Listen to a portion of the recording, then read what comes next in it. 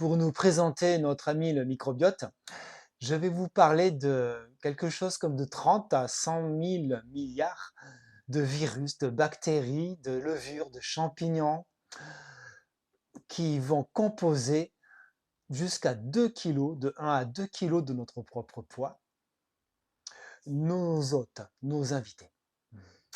Ces bactéries, ces levures, ces champignons, ces virus vont se trouver en particulier sur des parties de notre corps comme la peau, comme la partie buccale aussi, la partie également digestive en particulier, mais aussi on va la trouver aussi dans les parties urinaires, sexuelles. On va les trouver un peu partout, mais c'est vrai que principalement, ça va être surtout au niveau de l'intestin, du tube digestif. Au niveau de l'intestin, on l'appelle flore intestinale. Cette flore et ce microbiote se transmet par la mère, par voie vaginale au moment de l'accouchement. Mais lorsque l'accouchement se fait de manière beaucoup plus césarienne, donc là, ça va être beaucoup plus le premier contact que le bébé va avoir avec ce microbiote, avec un microbiote de l'environnement. Que ce soit du pot à pot avec la mère, que ce soit aussi du pot à pot avec le père ou même avec une infirmière, avec quelqu'un qui va donc s'occuper de lui. Mais ça va être le premier contact donc avec un autre microbiote qui va donc lui instaurer son propre microbiote à lui. D'où donc l'intérêt, effectivement, à ce qu'il soit posé très vite sur la maman en général, ou en tout cas pour si celle-ci veut que son microbiote soit transféré à son bébé. Et également à savoir que ce microbiote se transforme, peut se transformer.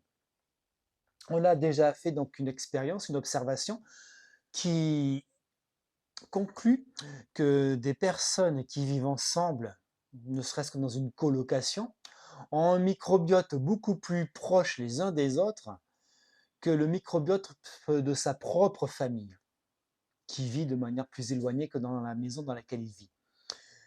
Et on peut expliquer ça par une alimentation en particulier qui peut être commune, mais également aussi tout simplement avoir un contact dans l'environnement.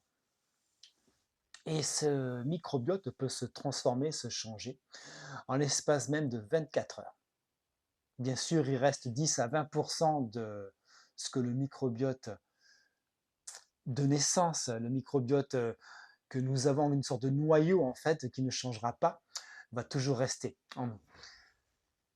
Donc il est intéressant de savoir que ce microbiote n'est pas une fatalité non plus si jamais on ne le trouve pas très équilibré. Vous avez sans doute peut-être déjà entendu parler de cette grand-mère chinoise en Chine qui était particulièrement très dépressive, avait un milieu très dépressif en elle, alors qu'elle avait une petite fille très très joyeuse, très enthousiaste. Bien, il a été fait l'expérience de greffer le microbiote de la petite fille à la grand-mère. Eh bien, la grand-mère n'a plus eu de dépression. Elle s'est sentie joyeuse de suite.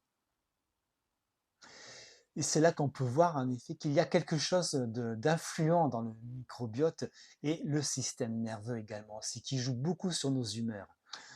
Vous avez peut-être aussi entendu parler de cette expérience qu'on a fait donc là sur des souris, où on a supprimé le microbiote de certaines souris, pas de microbiote pour ces souris, et ces souris ne représentaient aucune notion de peur. Face à du danger, elle n'avait pas la notion de ce propre danger et ne se sentait pas du tout dans une notion de peur.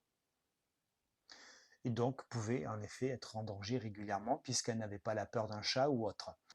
Nous allons aussi parler de ce microbiote qui a des influences à partir du moment où c'est qu'il y a une dysbiose. On dit donc en dysfonctionnement de ce microbiote, c'est-à-dire que on va avoir un stress, alors que ce peut être des antibiotiques ou une alimentation particulière, mais simplement un stress, un grand souci, une peur, une grande peur, qui notamment va se prolonger.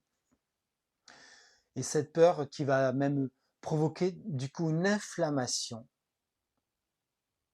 à partir du moment où c'est que le microbiote est totalement déstabilisé. En effet, c'est d'abord le microbiote qui va être influencé par ce stress. Le stress va influencer le microbiote qui va donc être en dysfonctionnement, qui va donc casser tout l'équilibre qu'il avait entre les bactéries les unes des autres, les virus, les pathogènes ou pas les pathogènes.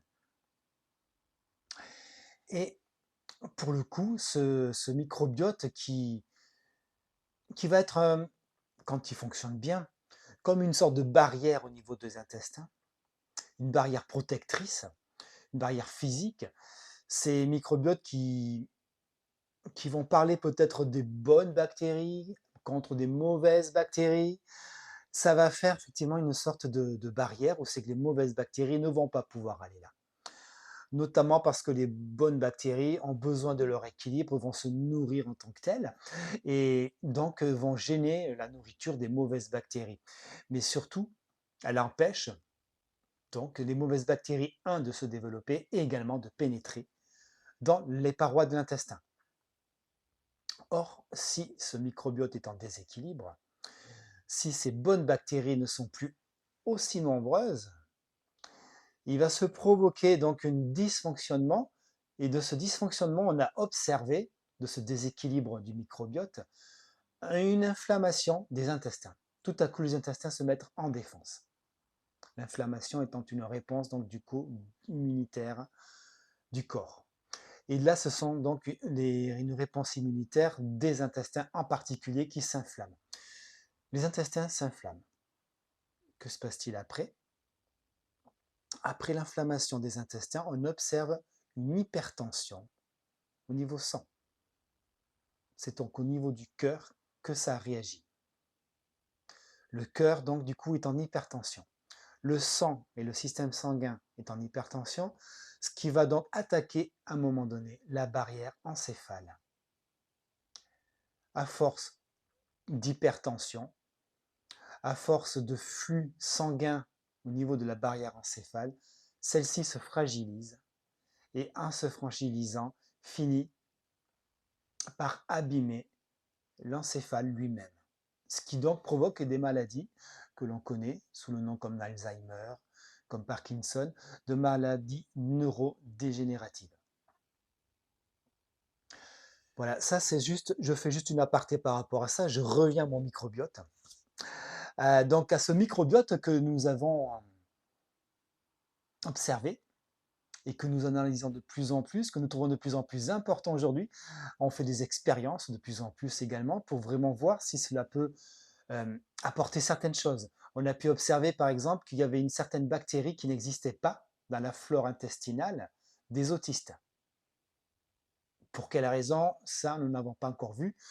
Mais voilà, ce sont des choses que l'on observe également.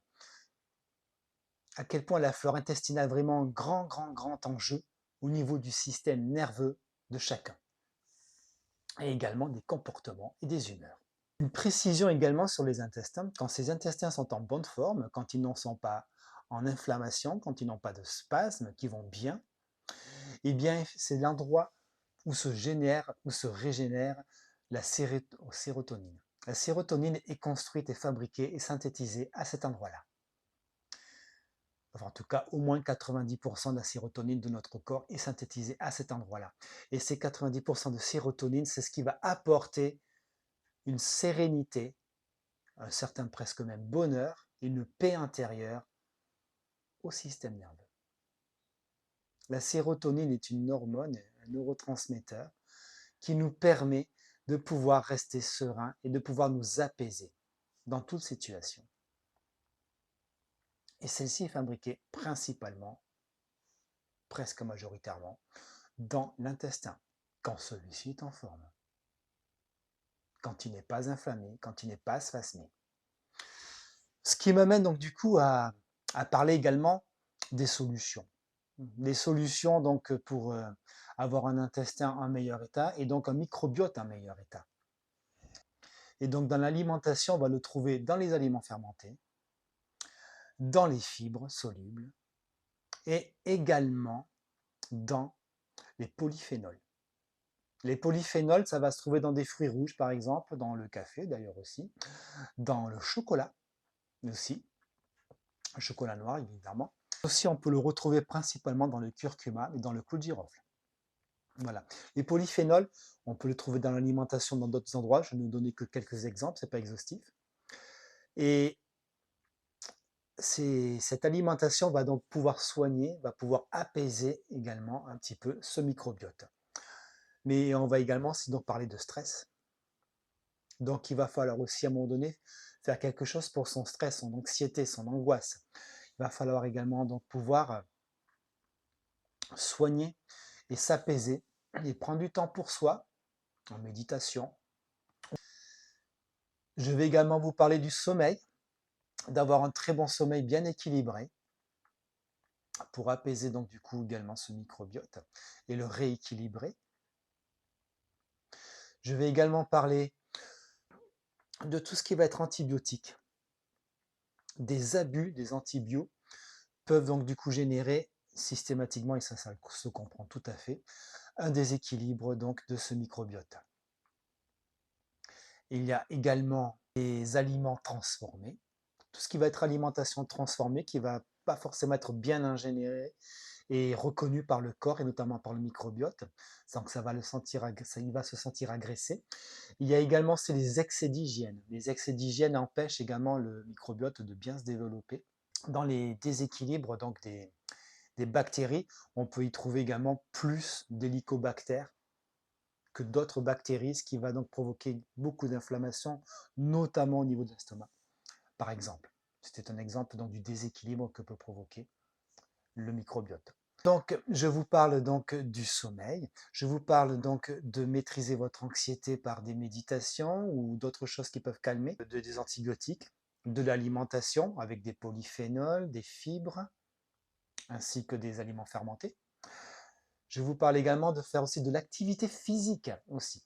L'activité physique va permettre de détendre également et de rééquilibrer ce microbiote aussi.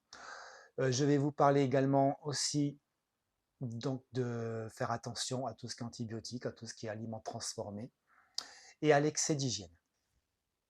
Voilà pour cela, mais aussi je vais rajouter quelque chose qui est l'angélique. L'angélique est une plante. Je vais vous parler donc de cette plante, l'angélique, qui a comme propriété d'avoir une action particulière sur les intestins.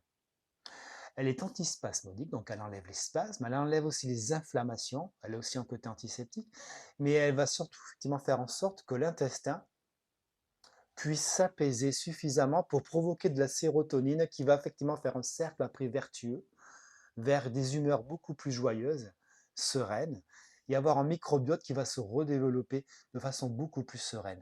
L'angélique est une plante qui a pu même servir à beaucoup de personnes pour lutter contre la dépression. Donc. Et si en plus on l'associe avec de l'achillée millefeuille, qui va agir encore plus profondément, mis à part son système également, enfin, ses propriétés anti-inflammatoires, elle va agir aussi encore plus profondément dans les microcirculations de l'intestin et de tous les muscles lisses, comme celui-ci, pour pouvoir le mieux encore effectivement faire en sorte de faire pénétrer les principes actifs de l'angélique. Ça provoque donc une émulation, l'angélique plus la chili millefeuille. Mais l'angélique, et notamment les racines d'angélique, sont fortement conseillées dans ces conditions pour apaiser l'intestin et réaméliorer la flore intestinale. Voilà, si cette vidéo vous a plu, n'hésitez surtout pas à mettre des pouces et à même faire des commentaires si vous le souhaitez et à partager également cette vidéo. Si vous souhaitez également être accompagné par rapport au système digestif ou autre, vous pouvez me contacter. Les coordonnées sont juste en bas sur la description. Merci à vous.